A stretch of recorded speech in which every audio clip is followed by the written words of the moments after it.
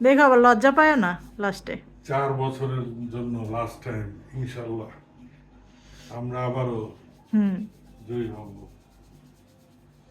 এই জয়ে কোনো শান্তি নাই। তুমি বুঝবা কি হ্যাঁ। রাউন্ড অফ 16 তে বাদ যাও আবার কথা বলো। তুমি এমন ভাবে বলো তোমরা মনে হয় ফিফা আর্জেন্টিনার কাছে আসছো। কমিটির দল আর্জেন্টিনার কাছে আসছো আজকে তোমরা আসছো। আজকে আজকে আচ্ছা ঠিক আছে কয়জন ঠিক খেলবো? আছে আচ্ছা রেফারি সহ। আর্জেন্টিনা ফিফা কমিটির দল। আর্জেন্টিনা তো স্পেনের সাথে খেলতেছে। স্পেনের জায়গায় তোমরা থাকতা। হুম স্পেনের জায়গায় তোমরা থাকতা কমিটির দল না বেস্ট দল তোমরা। খালি কমিটির দল করো না।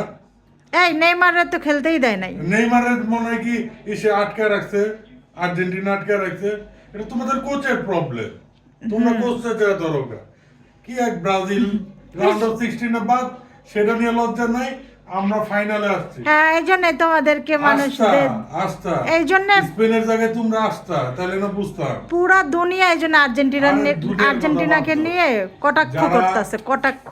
যারা বুঝে না খেলা তারা এসব কথা বলবে আহা ভামোস আর্জেন্টিনা ভামোস ইস